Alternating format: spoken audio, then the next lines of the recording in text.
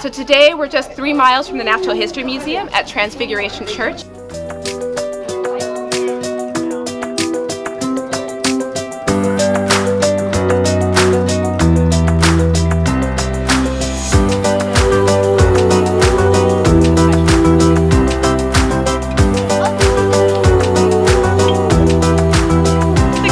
Well, they're just really excited when they find something that they don't know what it is, so they want to come and show. And it's really fun getting to use iNaturalist with them, because then we can use the AI function to help us identify what it is.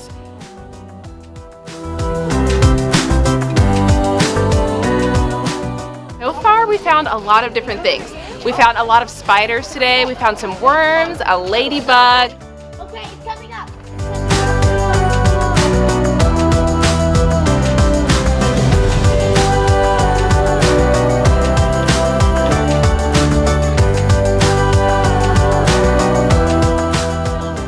Really let everybody know that nature is all around us. You don't have to go up to the mountains. You can walk around your city streets or even go to your church, school, or park anywhere in your neighborhood and really find some cool, amazing nature.